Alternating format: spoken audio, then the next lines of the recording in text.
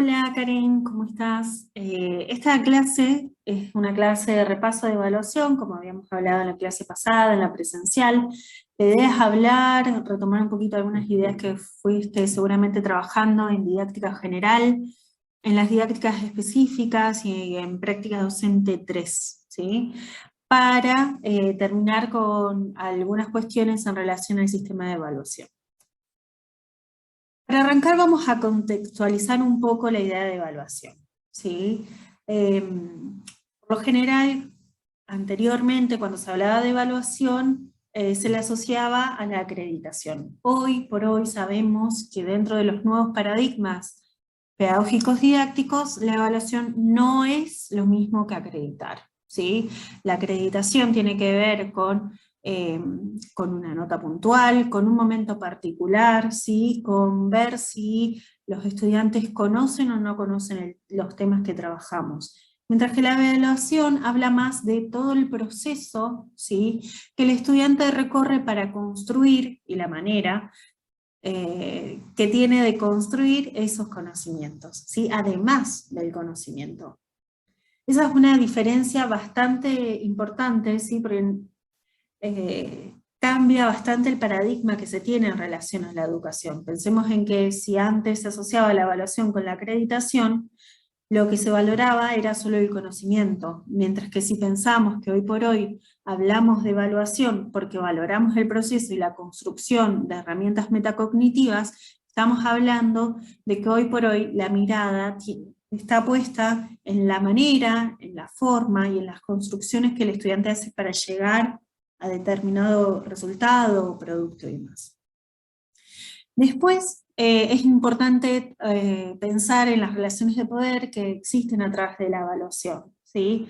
Para pensar en esto, seguramente que si vamos a nuestra biografía escolar, eh, hayan un montón de situaciones, ¿sí? Para poder reflexionar acerca de las relaciones de poder que se generan en torno a la evaluación, ¿sí?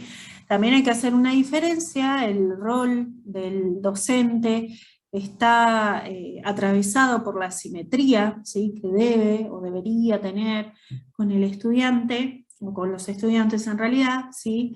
Sin embargo, esa asimetría de poder puede desarrollarse de un montón de formas distintas, ¿sí?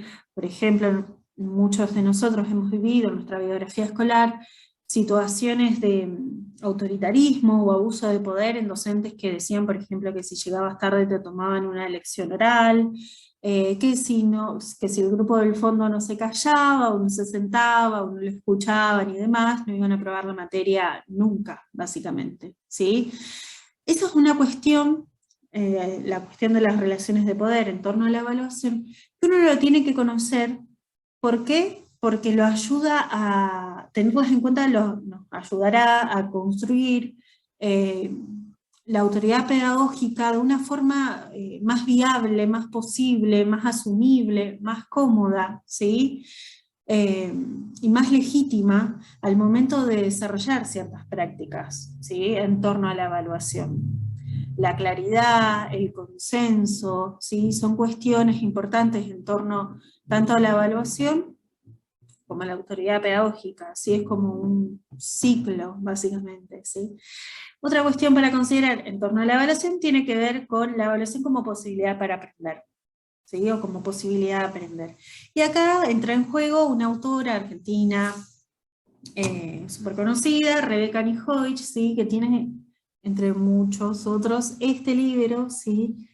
Que se llama Evaluar para aprender, ¿sí? Lo escribió, además de ella, Carlos González. Pero en este libro a lo que voy es que el último capítulo que habla sobre los errores como posibilidad para aprender, ¿sí? Muchas veces las perspectivas o las visiones que se tenían tanto de la evaluación como del error solían ser aspectos negativos.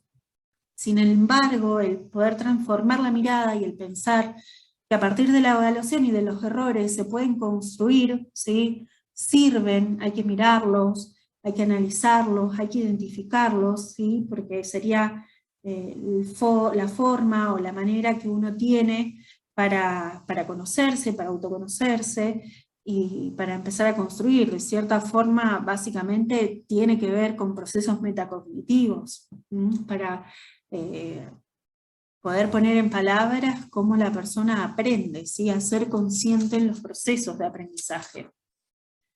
Bueno, y como última característica o cuestión a considerar en relación a la evaluación, está la cuestión en torno a la comunicación y los encuadres, ¿sí?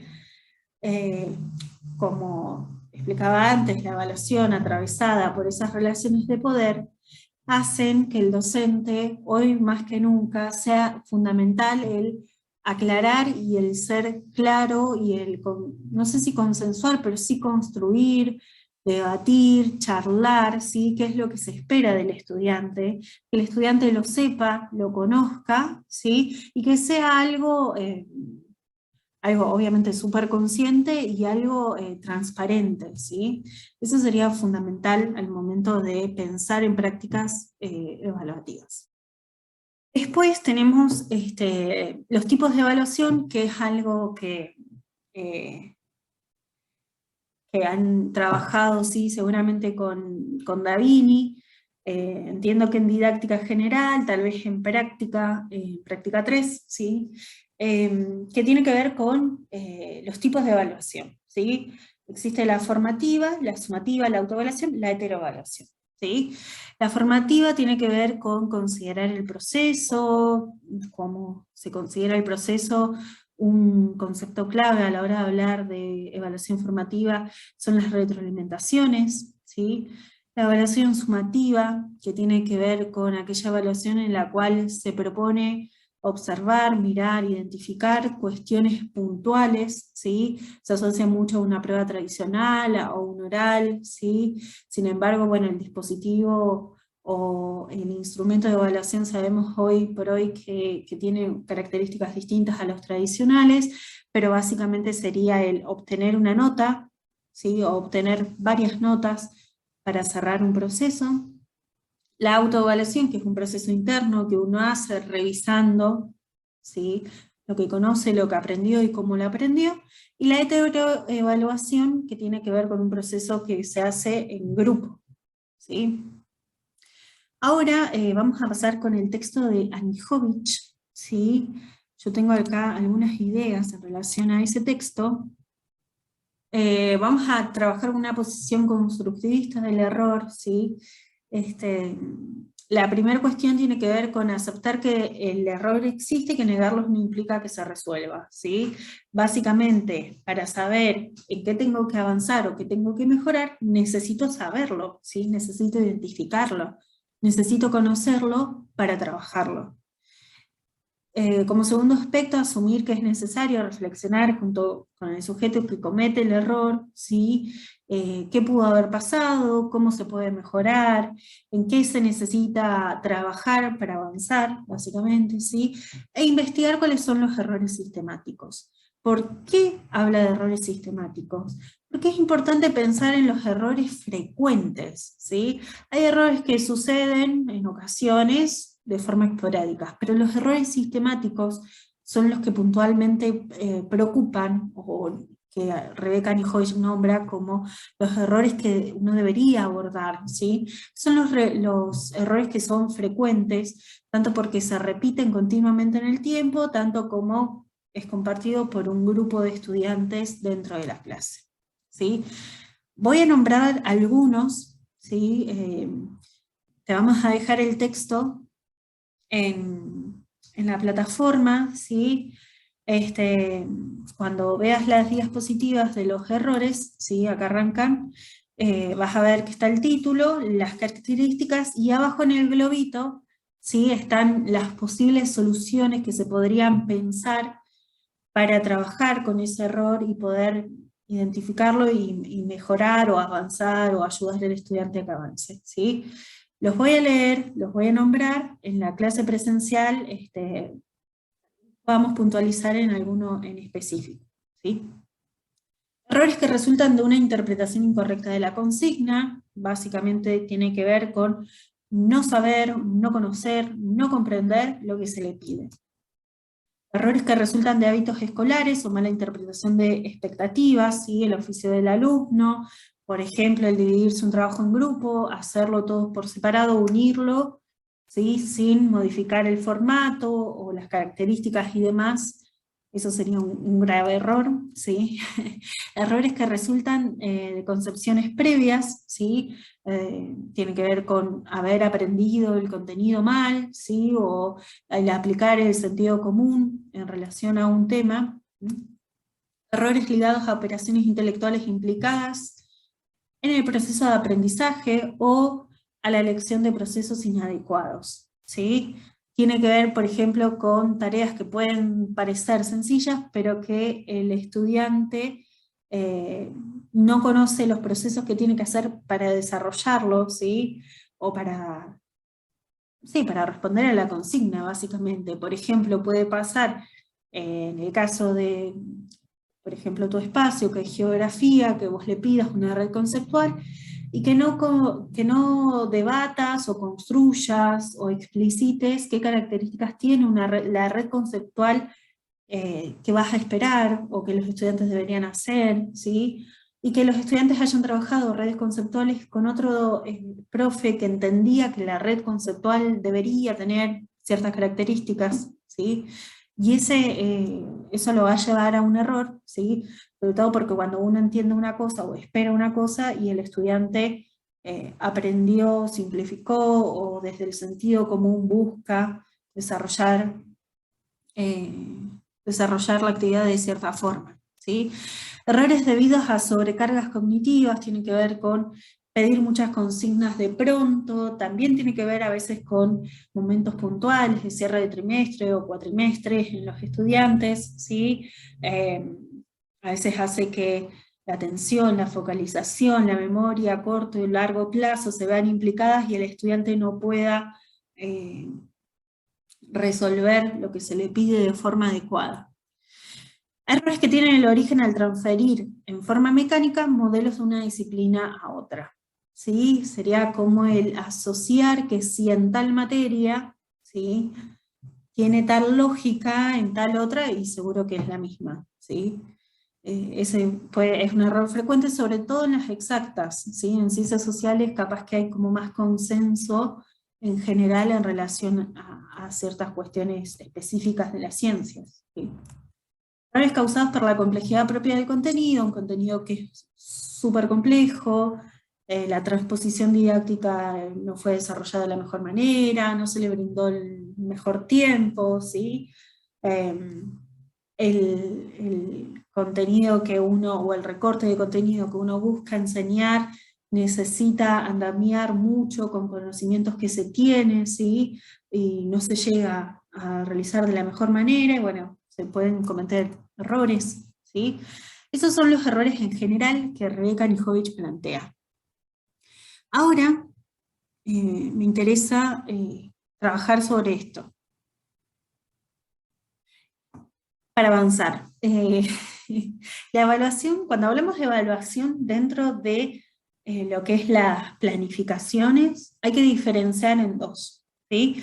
Una cosa es la evaluación al momento de construir una unidad didáctica, una planificación anual, que al momento de armar una secuencia de clase o un plan de clase, ¿sí? La evaluación en una unidad didáctica o en una planificación anual tiene distintos formatos. Primero se escribe en formato de texto, ¿sí? Pueden ser 2, 3 párrafos en los cuales uno cuente en forma general qué tipo de evaluación va a usar. Y cuando hablo de qué tipo, ¿sí?, vamos a apuntar a si es una evaluación sumativa, una autoevaluación, heteroevaluación y cómo lo va a hacer, ¿sí? Mientras que dentro de la secuencia didáctica aparece en formato de cuadro o enunciados. Nosotros en práctica con el sistema de evaluación trabajamos en forma de cuadros. Y busca responder al qué, cómo y para qué evaluar. Bueno, y para ir terminando, vamos a trabajar un poco con lo que es el sistema de evaluación. Nosotros cuando hablamos de sistema de evaluación sabemos que está compuesto por criterios de evaluación, indicadores de evaluación e instrumento de evaluación. Sabemos que Se suele pedir en forma de tabla, o que por lo general lo construimos en forma de tabla, y sabemos que el instrumento de evaluación puntualmente es la forma que uno tiene para recoger información en relación a lo que el estudiante sabe o lo que el estudiante puede hacer, ¿sí? Tradicionalmente el instrumento de evaluación era una prueba escrita, ¿sí? De tipo conceptual, o una prueba oral. Hoy por hoy, un instrumento de evaluación puede ser un instrumento de evaluación domiciliario, puede ser un instrumento de evaluación colaborativo en un equipo de personas, o de estudiantes en realidad, y se puede dar o presentar de distintas maneras. El instrumento de evaluación tiene que ser seleccionado según el tipo de contenidos o de recortes que uno va a evaluar, según el proceso que se hizo, según las características del grupo y de de los estudiantes, ¿sí? Pero básicamente una de las características que sí o sí debe tener el instrumento de evaluación tiene que ser confiable, ¿sí? Tiene que tener ciertos criterios que encuadren la tarea tanto del docente como del estudiante, para que el estudiante sepa qué se pretende de él, y el profe sepa qué espera, ¿sí? De forma explícita del estudiante, y a la hora de revisarlo, ponerle la nota y demás, haya ciertas ideas en común que circulen entre estudiantes y profesores en relación a ese dispositivo, ¿sí? Después nosotros sabemos que siguen los criterios y los indicadores, ¿sí?